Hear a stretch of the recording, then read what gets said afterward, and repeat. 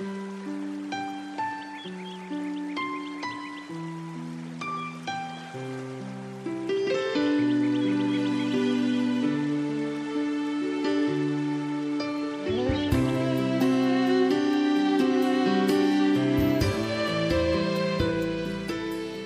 Bapak Ibu Saudara yang dikasihi Tuhan. Kembali kita bersama-sama beribadah pada pagi hari ini. Kita mau siapkan hati kita. Saya undang kita sama-sama bangkit berdiri. Haleluya. Pertolongan kita datang daripada Tuhan yang menjadikan langit dan bumi dengan segala isinya, dan yang di dalam kasih setianya tidak pernah meninggalkan kami, karya ciptaan tangan-Mu. Turunlah di tengah-tengah ibadah kita pada pagi hari ini, kasih dan anugerah dari Allah Bapa di dalam nama Tuhan Yesus Kristus. Bapa di surga, hati kami penuh dengan ucapan syukur. Kalau kami boleh kembali beribadah Tuhan, meskipun secara online, kami berdoa biarlah Tuhan yang akan memberkati rangkaian ibadah ini. Dari awal sampai kepada akhirnya, Tuhan yang akan beracara, Tuhan yang akan berbicara kepada kami semua melalui puji-pujian, melalui kebenaran firman yang disampaikan, sehingga kami boleh diberkati oleh kebenaran firman-Mu. Terima kasih Tuhan, siapkan hati kami Roh Kudus, dimanapun kami berada, kami mau mengalami kebenaran-Mu. Haleluya, amin. Shalom Bapak Ibu yang terkasih dalam nama Tuhan Yesus.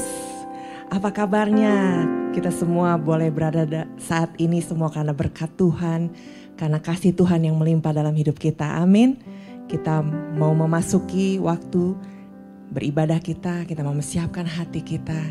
Kita boleh merasakan lawatan Tuhan yang secara dahsyat melawat setiap kita. Haleluya Tuhan.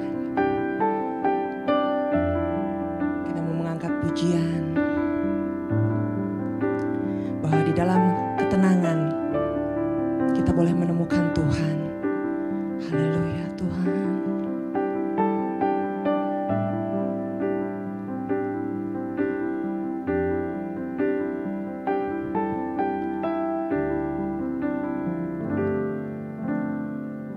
Tenanglah kita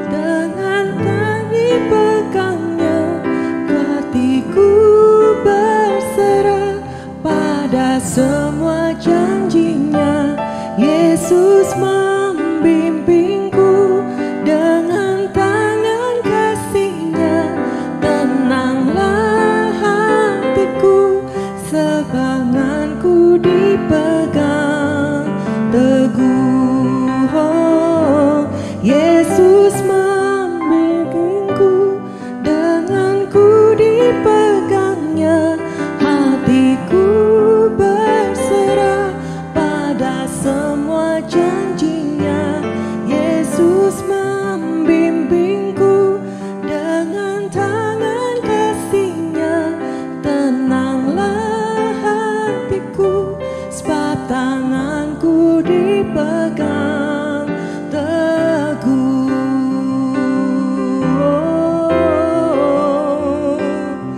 Ku rasakan tenang bersamamu Tuhan. Oh Yesus, oh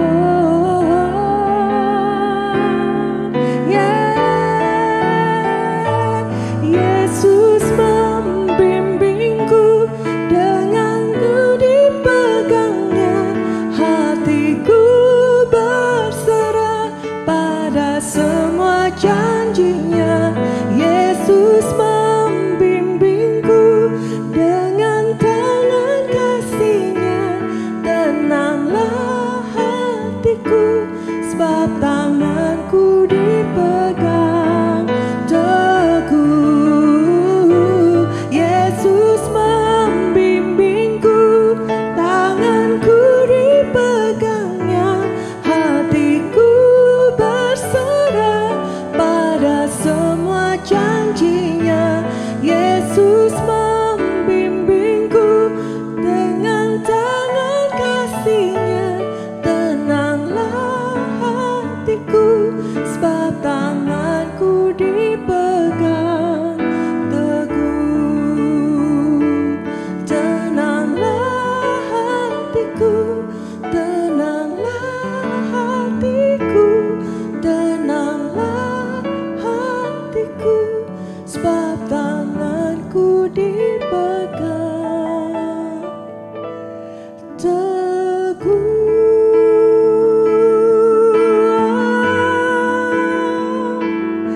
Terima kasih Tuhan buat kasih-Mu, buat setia-Mu Tuhan.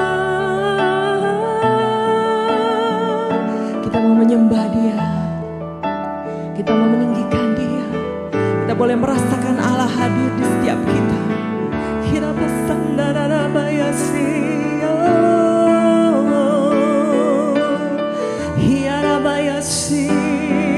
Haleluya. Allah yang berkuasa, Allah yang berkuasa, Dia Allah yang sanggup, Dia Allah yang dahsyat. Sembah, agungkan nama-Mu Tuhan. Oh, lihat lebasi. Haleluya, haleluya. Kami punya Allah yang besar, kami punya Allah yang hebat, kami pula Allah yang agung dan perkasa. Kami yakin apapun yang terjadi dalam hidup kami, apapun yang menjadi pergumulan kami mau terus bersandar pada Tuhan. Kami percaya dalam Engkau Tuhan tiada yang mustahil, karena Engkau Allah yang tak pernah gagal, Engkau Allah yang tak pernah lalai, Engkau Allah yang hebat. Yes, Jesus Christ.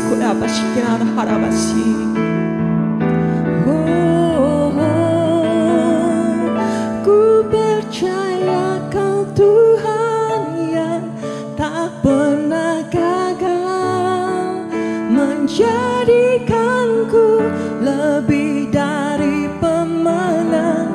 Ku percaya Kau Tuhan yang tak pernah lalai, menepati janji-janji-Mu.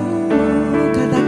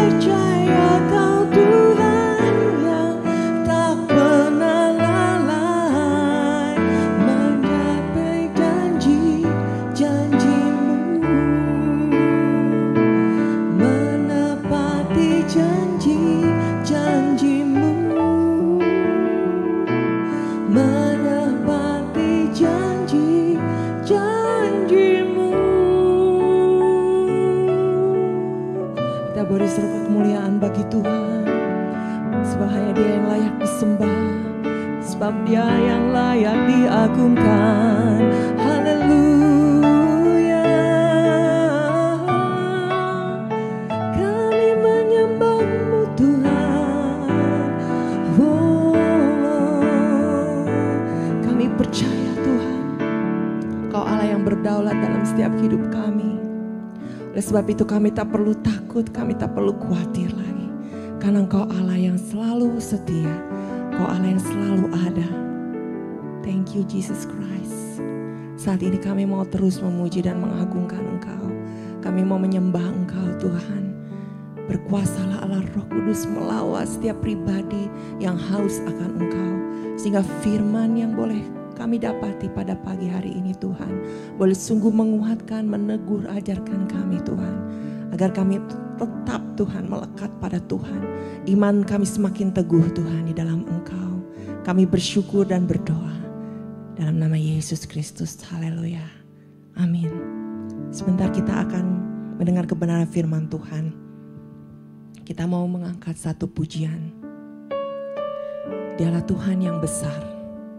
Mari kita serahkan apapun yang kita alami saat ini. Suka, duka kita. Segala kesukaran kita ataupun segala berkat yang sudah kita alami, biarlah kita percayakan bahwa Tuhan Allah yang besar yang mengatur setiap hidup kita.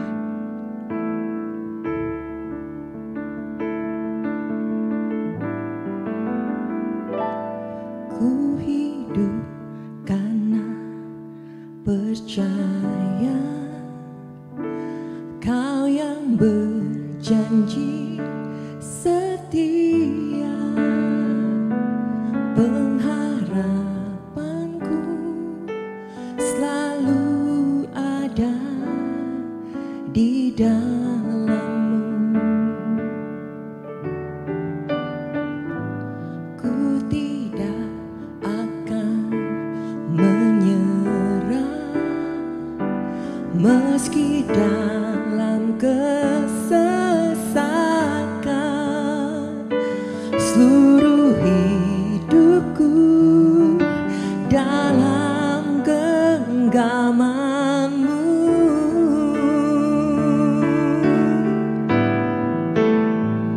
Aku punya Tuhan yang besar, yang telah berjanji dan sanggup menggenapi. Imanku bersepakat percaya kuasa-Nya. Ku terima sekarang kemenangan dari-Mu.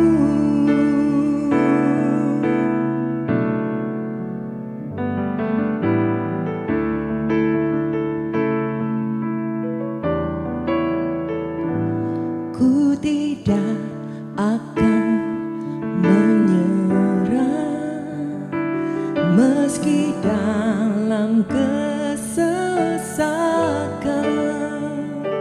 Seluruh hidupku dalam genggaman-Mu.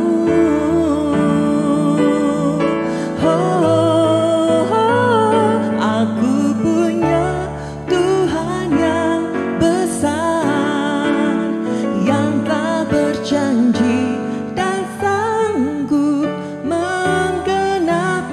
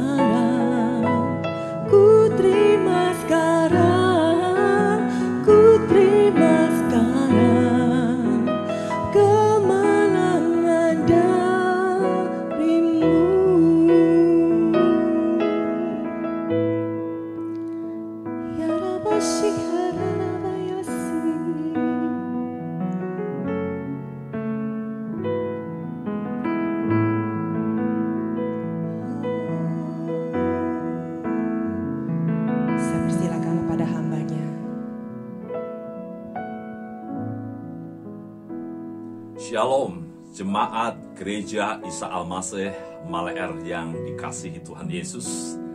Dan secara khusus saya mengucapkan terima kasih juga kepada Bapak Gembala, Bapak Pendeta Elia, di mana saya kembali mendapatkan kesempatan untuk menyampaikan firman Tuhan, walaupun masih melalui online. Dimanapun saudara berada, firman Tuhan memang tidak mungkin dibatasi oleh alat sarana. Setiap kali firman Tuhan ditaburkan, maka kuasa Tuhan yang jauh melebihi dari segala sarana prasarana akan mampu membawa hati dan pikiran kita dijamah dan diubah oleh Tuhan. Saya bersyukur bahwa situasi seperti ini terus meneguhkan kita untuk kita maju dalam Kristus dan tetap teguh dalam iman yang benar kepada Tuhan Yesus Kristus. Sebelum kita memasuki firman Tuhan, mendalami firman Tuhan, mari kita berdoa.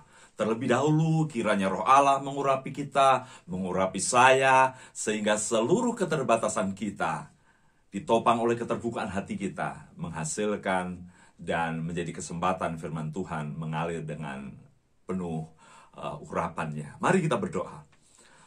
Bapa Surgawi, di dalam nama Tuhan Yesus, siaplah hati kami untuk ditaburi firman Tuhan.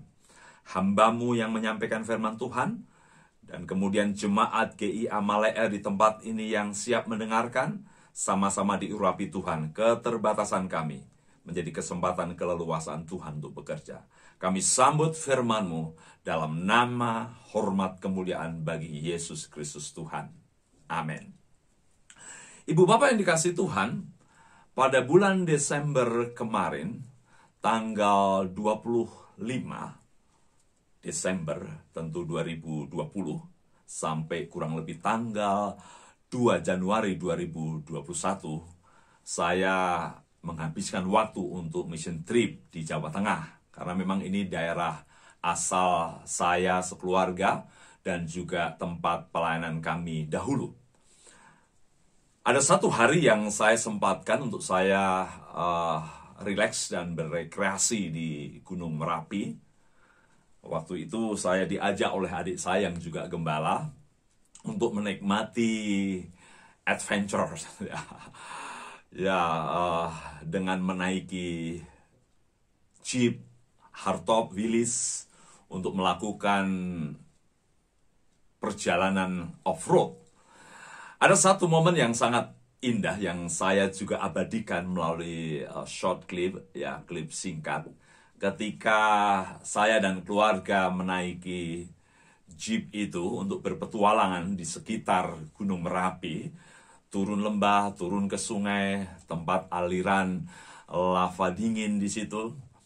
Ada satu momen yang sangat singkat, saya ditantang untuk berdiri di kursi Jeep itu dan akan melewati kubangan yang penuh dengan lumpur dan air.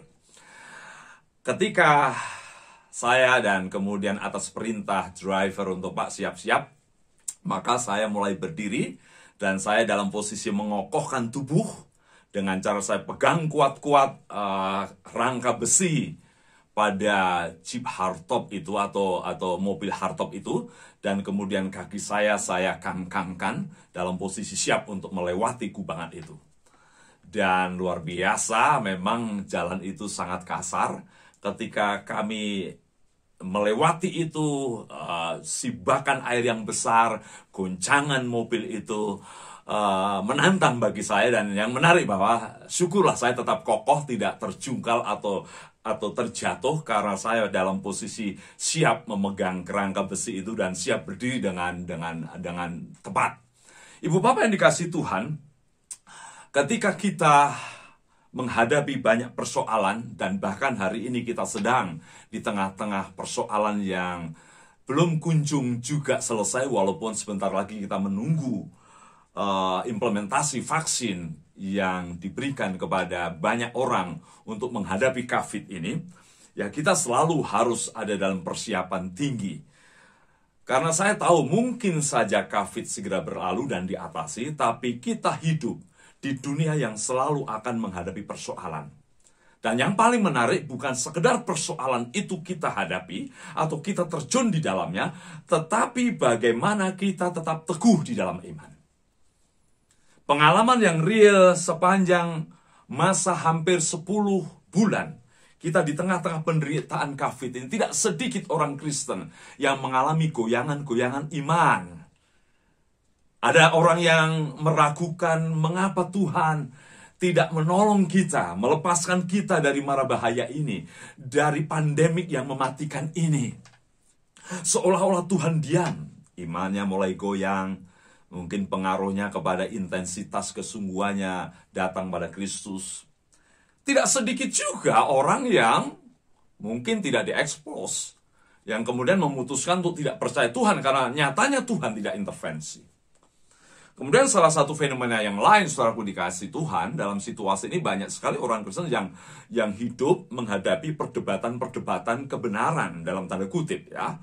Berbagai perspektif agama dan keyakinan mulai belak-belakan di forum, di dunia sosmed, mungkin di YouTube, di Twitter, di IG. Tidak tanggung-tanggung satu sama lain saling menyerang. Dan ini juga menjadi situasi yang seringkali mengguncangkan iman kita. Tepatlah pada pagi hari ini kita merenungkan kekuatan iman kita di bawah tema Be Strong in Faith. Jadilah kuat di dalam iman. Mari kita membuka bagian firman Tuhan yang terambil dari Lukas pasal 22 ayat 32 dan kemudian juga kita combine dengan Efesus pasal 3 ayat 16 sampai 17. Kalau saudara sudah membuka di tempat saudara berada atau di posisi saudara, saya akan membacakan bagi kita semua. Lukas pasal 22 ayat 32 terlebih dahulu, kemudian saya masuk pada Efesus pasal 3 ayat 16 sampai 17. Demikian bunyi firman Tuhan. Tetapi aku telah berdoa untuk engkau, supaya imanmu jangan gugur. Dan engkau, jikalau engkau sudah insaf, kuatkanlah saudara-saudaramu. Lalu Efesus pasal 3 ayat 16-17. Aku berdoa supaya ia, menurut kekayaan kemuliaannya, menguatkan dan meneguhkan kamu oleh rohnya di dalam batinmu. Sehingga oleh imanmu Kristus diam di dalam hatimu, dan kamu berakar serta berdasar di dalam kasih. Sedemikian jauh pembacaan firman Tuhan. Dua ayat ini berkenaan dengan persoalan keteguhan, persoalan sikap untuk kuat dan teguh dalam iman. Satu menyangkut doa Yesus kepada murid-muridnya, terutama kepada Simon Petrus. Satu doa Paulus kepada jemaat di Efesus ketika Paulus ada dalam penjara. Saudaraku yang dikasihi Tuhan, saya yakinkan saudara sampai Yesus datang, iman saudara akan selalu berada di arena yang membahayakan. Selalu ada dalam arena yang bisa menggoyang, mengusik, ya, mengganggu-ganggu iman saudara. Arena itu bisa penderitaan seperti pandemik. Arena itu bisa saja serangan dari berbagai perspektif keyakinan tentang imanmu dalam Yesus. Arena persoalan yang menggoyang imanmu itu bisa berkaitan dengan penyakit yang kau alami. Bisa juga menyangkut gangguan profesimu, usahamu, pekerjaanmu. Tapi saudaraku yang dikasihi Tuhan, apapun yang sedang saudara hadapi, di tengah-tengah situasi seperti apa imanmu itu, tentu ini penting untuk kita tetap teguh di dalam iman. Saudaraku, ada 3 hal yang menarik yang saya ingin bagikan dari 2 ayat ini. Pertama-tama adalah, mengapa kita harus teguh di dalam iman? Bukan sekedar beriman, percaya, dan kemudian tidak ada gangguan, tetapi memang iman harus berdiri, dibangun dengan sebuah kekuatan. Pertama adalah, karena memang ancaman badai goncangan hidup yang tadi saya sudah singgung selalu mewarnai bahkan menjadi lingkungan di mana saudara beriman. Jadi nggak kaget Tuhan Yesus sendiri juga mewanti-wanti, memesan kepada muridnya, Ya, aku berdoa supaya imanmu jangan gugur. Ya. Kata ekleipo berarti live off atau live out atau cease, berhenti. Yesus sendiri mewanti-wanti kepada murid-muridnya, terutama Petrus, saudaraku. Memang ayat yang masuk dalam perikop Lukas pasal 22 ayat 24 sampai ayat 38, ini perikop tentang wejangan, wanti-wanti, peringatan Yesus kepada murid-muridnya, karena sebentar lagi Yesus Sang Gembala akan dihajar oleh orang-orang Yahudi dan puncaknya mati di kayu salib. Jelas tujuannya untuk pengampunan dosa, tetapi lepas dari tujuan utama itu, yang jelas inilah via dolorosa penderitaan. Inilah ancaman, inilah goncangan yang bukan hanya Yesus siap hadapi, tetapi murid-murid akan menghadapinya dan punya potensi untuk mereka bergoncang. Dalam Matius pasal 26, 31, 32, dalam Markus pasal 14 ayat 27, 31, di situ diungkapkan bahwa gembala dipukul, maka tercerai berailah domba-dombanya atau kawanan domba itu. Artinya apa, saudaraku? Orang yang siap dan teguh dalam iman selalu berkaitan dengan orang yang menyadari dan disadarkan bahwa hidupmu ada dalam bahaya, tantangan, badai, goncangan iman. Ini pertama dulu. Saudara perlu teguh karena memang saudara menghadapi goncangan. Kalau tidak ada goncangan, badai, gangguan, ancaman, maka mungkin perintah ini tidak perlu. Ya. Ini pertama, saudaraku.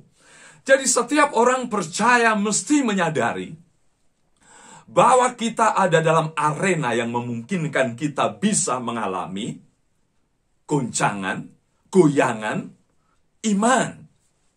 Ya.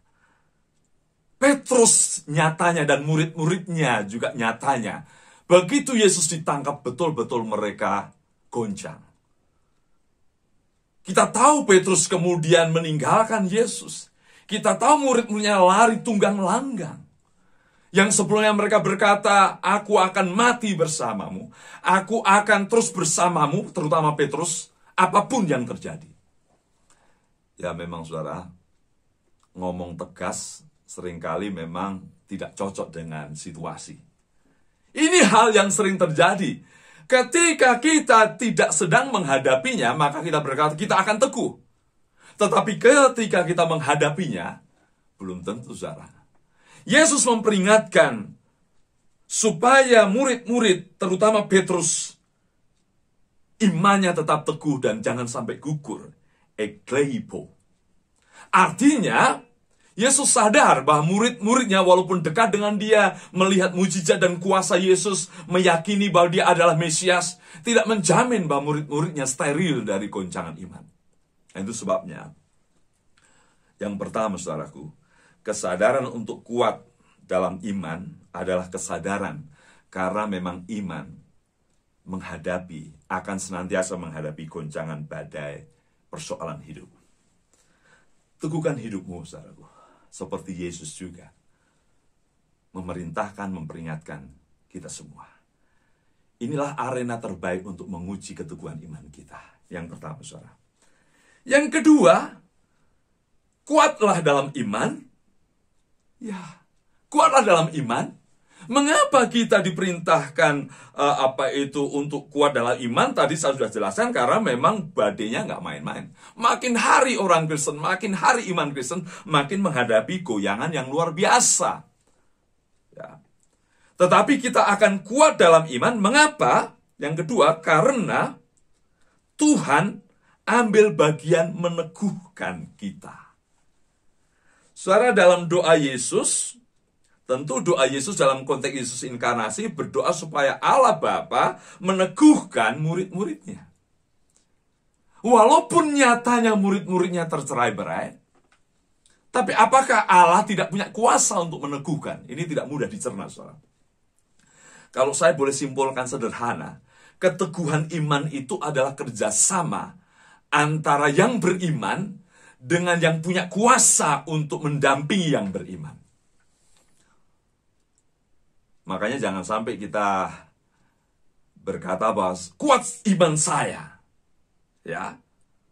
Kalau kita tidak berpikir tanpa Tuhan yang campur tangan. Tapi juga sebaliknya, Tuhan selalu bersedia mendampingi kita. Tapi kalau kita keras hati dan kita tidak berjuang, kadang juga kita diizinkan menghadapi persoalan dan kolaps.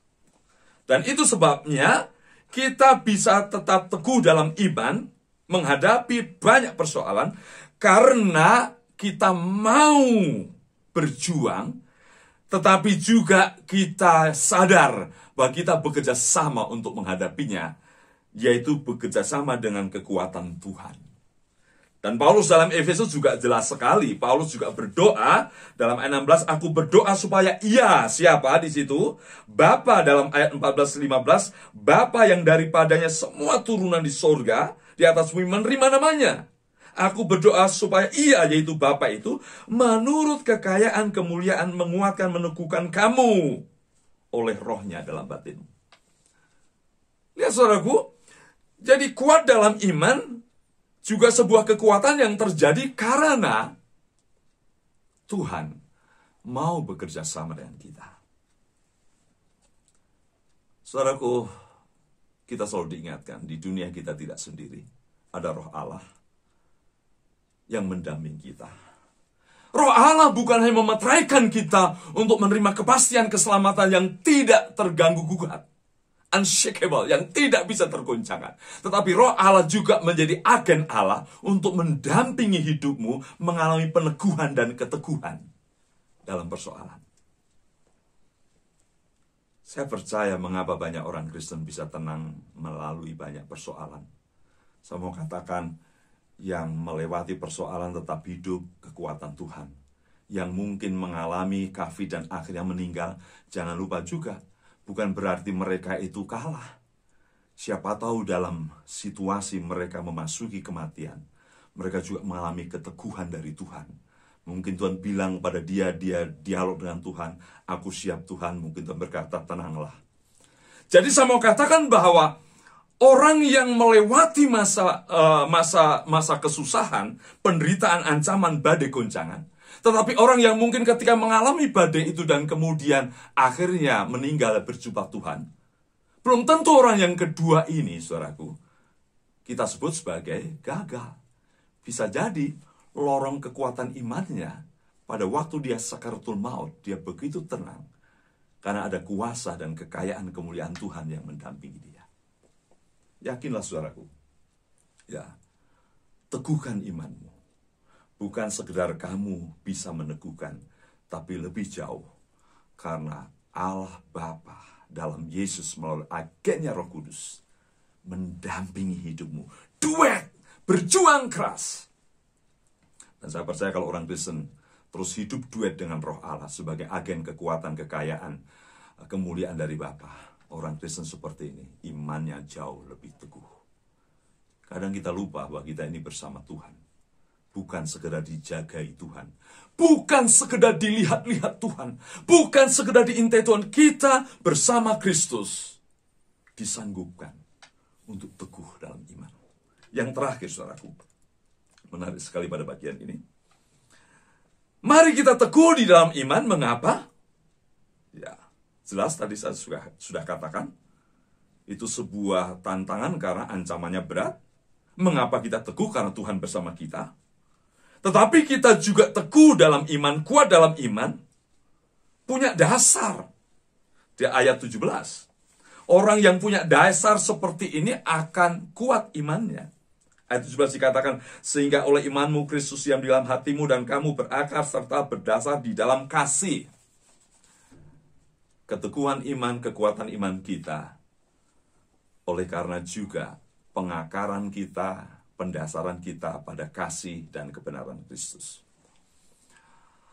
Terminologi berakar, berdasar dalam Kristus, itu sebuah istilah yang paling khas dalam teologi Paulus. Paulus tidak hanya mengatakan bahwa engkau sudah diperbaharui dalam Kristus. Kalau kamu sudah percaya diperbaharui dalam Kristus, maka hidupmu seharusnya berakar, dibangun, berdasar pada Dia. Untuk apa? Untuk dia mampu teguh, kuat dalam iman. Karena Paulus sadar betul bahwa orang-orang percaya di arena tantangan.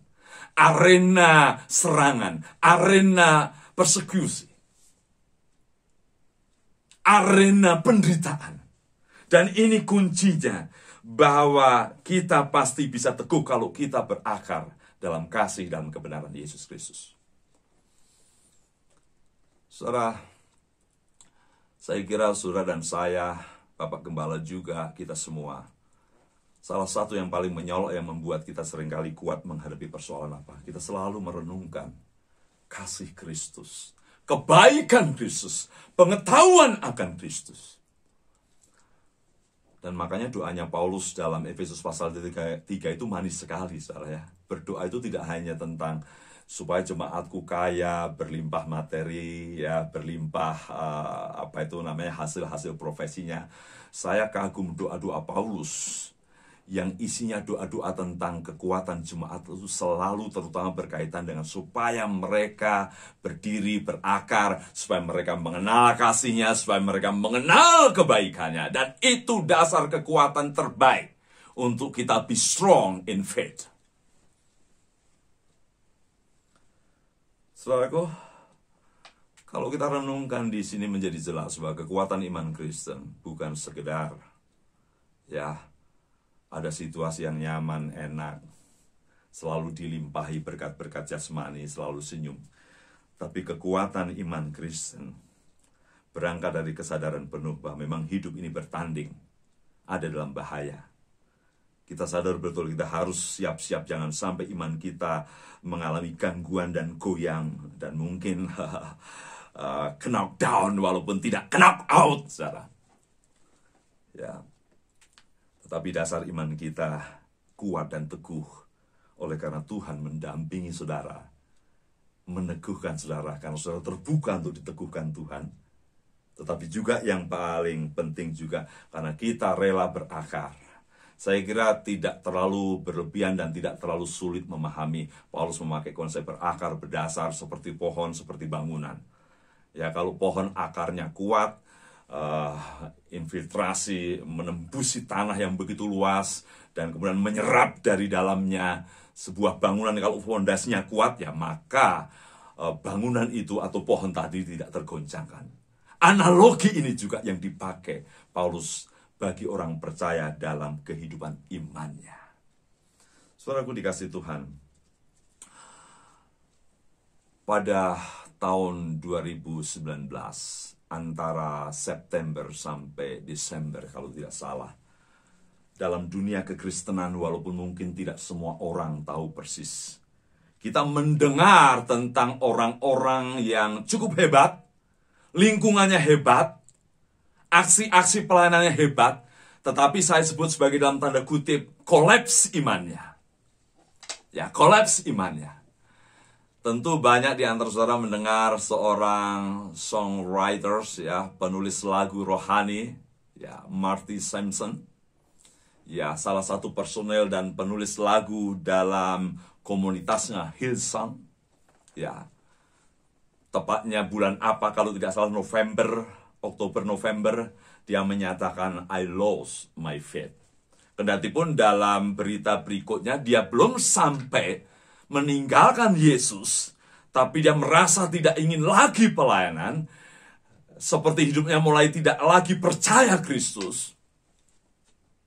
Karena mungkin ini umum alasan-alasan orang itu. Dia berkata, kalau Tuhan itu hebat, penuh kasih, mengapa sih Tuhan membiarkan penderitaan?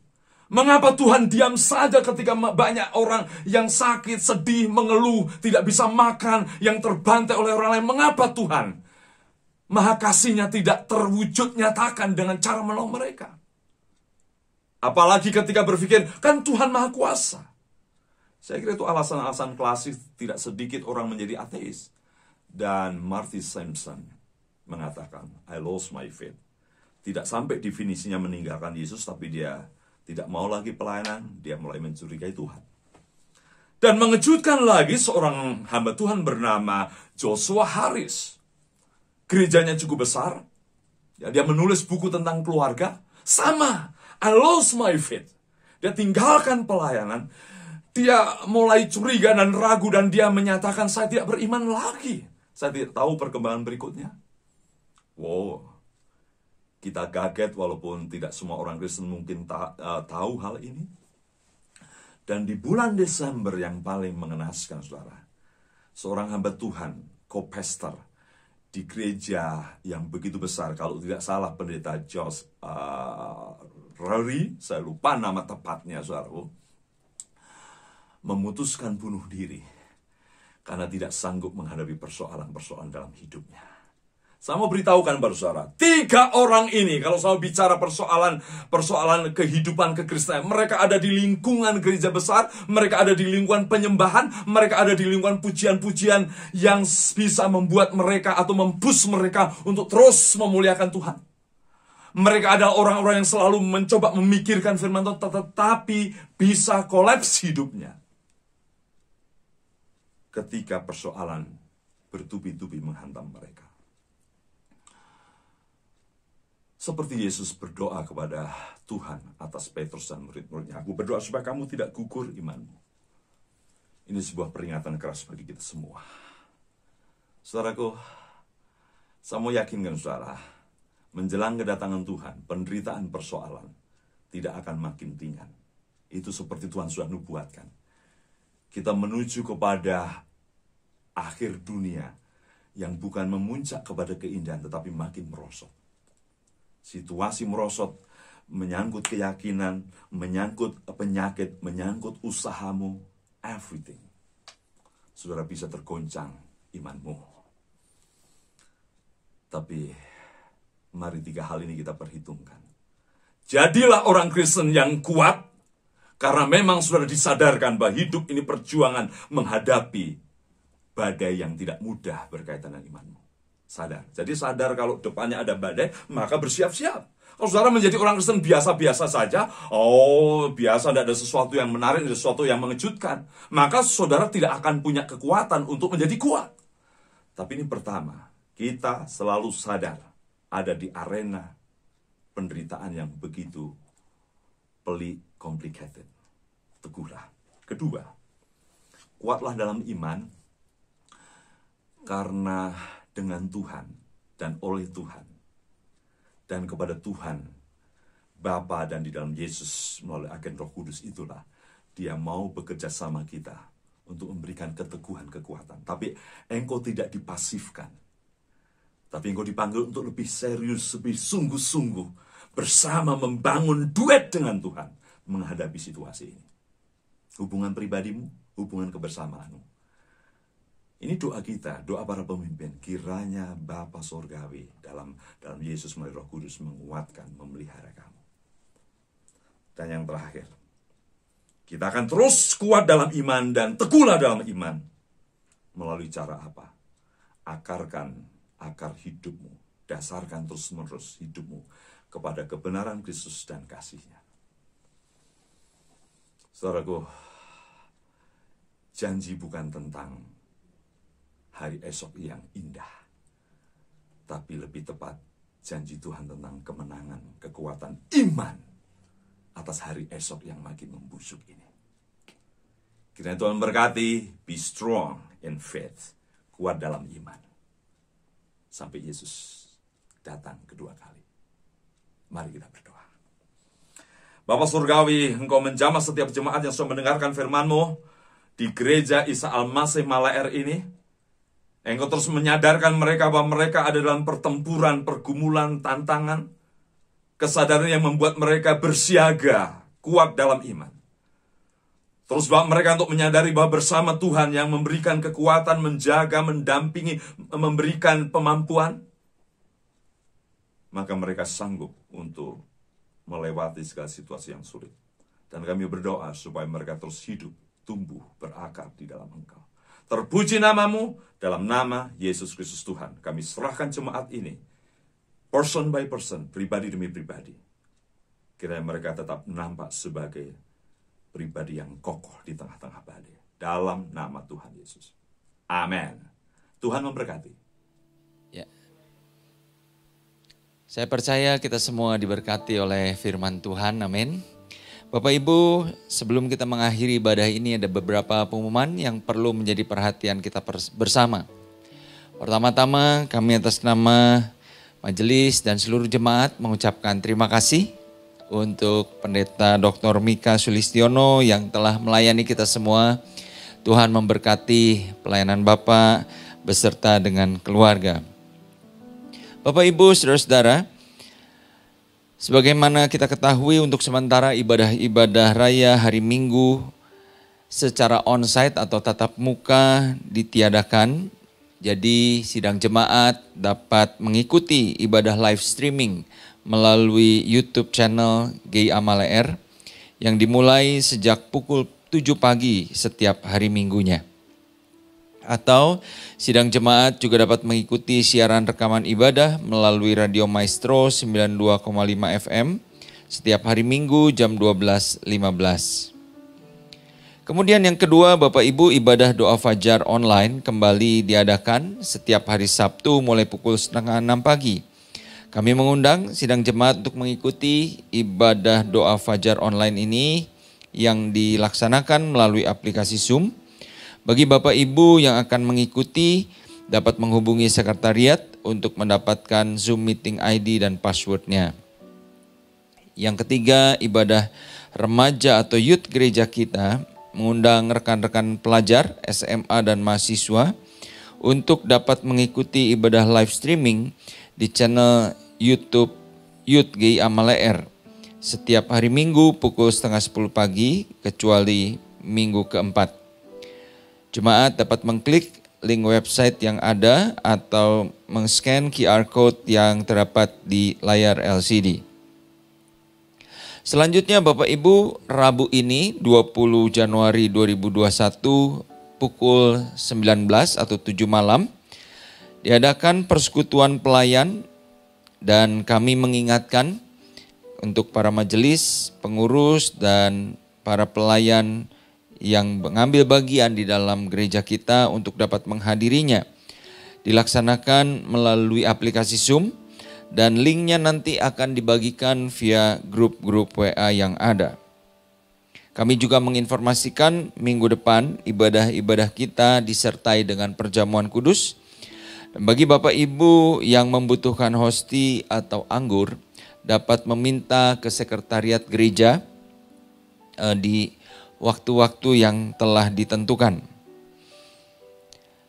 Pada akhirnya Bapak Ibu, selama masa ibadah berlangsung secara online, Bapak Ibu dapat memberikan persembahan secara transfer ke rekening Gereja Isa Al-Masih Maleer di Bank Sentral Asia dengan nomor 008-619-5555 atas nama Elias Setiawan atau Philip Mulyanto. Atau Bapak Ibu dapat memberikan persembahan melalui dompet digital seperti BCA Mobile, OVO, GoPay dan sebagainya. Caranya Bapak Ibu tinggal meng-scan QR code yang ada di layar lalu masukkan jumlah nominal persembahannya. Bapak Ibu, terakhir sebelum kita mengakhiri dalam doa di masa pandemi dan penerapan kembali PSBB ini, mari kita tetap memperhatikan protokol kesehatan sesuai dengan anjuran pemerintah. Kita diingatkan untuk menghindari kerumunan di tempat tertutup dan dalam aktivitas di luar rumah tetap gunakan masker, menjaga jarak dan rajin cuci tangan. Baik, Bapak Ibu, mari kita akan masuk di dalam doa. Terima kasih Tuhan untuk firman-Mu yang Engkau telah sampaikan melalui hamba-Mu. Melalui kebenaran firman ini kami boleh diingatkan untuk kami dapat tetap teguh Tuhan di tengah-tengah tantangan, di tengah-tengah pergumulan yang kami hadapi hari-hari ini. Mari Tuhan, Engkau Roh Kudus yang memampukan kami semua, menguatkan kami agar kami dapat menjalani pengiringan kami kepada Engkau dengan tetap kuat. Hamba-Mu berdoa Tuhan, menyerahkan kehidupan setiap sidang jemaat-Mu di dalam aktivitas mereka sepanjang minggu yang akan datang. Yang bekerja, yang berusaha, Tuhan yang memberkati. Tuhan juga akan menolong anak-anak kami di masa studi secara jarak jauh ini. Hamba berdoa saat ini Tuhan, untuk setiap sidang jemaat-Mu, khususnya mereka yang ada di dalam kelemahan tubuh, yang sedang terganggu kesehatannya. Hamba berdoa biarlah kesembuhan daripada Tuhan menjadi bagian mereka. Hamba-Mu mohonkan berkat-Mu di atas setiap rumah tangga anak-anak-Mu. Kami juga berdoa bagi bangsa dan negara kami Tuhan. Di tengah-tengah pandemi ini, Tuhan yang akan menolong sehingga penyebaran dari COVID-19 ini dapat diredam. Kami juga berdoa untuk pelaksanaan vaksinasi. Biarlah Tuhan melalui semua itu ada campur tangan Tuhan untuk masyarakat dapat mendapatkan kesembuhan dan antibodi yang baik untuk melawan virus COVID-19 ini. Terima kasih Bapa di surga. Sebentar kami mengakhiri ibadah ini. Mari Bapak Ibu kita mau angkat kedua tangan kita, arahkan hati kita kepada Tuhan. Terimalah berkat Tuhan ini. Tuhan memberkati engkau dan melindungi engkau. Tuhan menyinari engkau dengan wajahnya dan memberi engkau kasih karunia. Tuhan menghadapkan wajahnya kepadamu dan memberi engkau damai sejahtera. Demikianlah kasih sayang dari Allah Bapa kita, anugerah yang sempurna dari Tuhan Yesus Kristus, serta persekutuan yang manis bersama Allah Roh Kudus menyertai kita sekalian. Mulai saat ini sampai Maranatha, Tuhan Yesus datang yang kedua kalinya. Sama-sama kita katakan amin. Amin. Tuhan memberkati kita sekalian.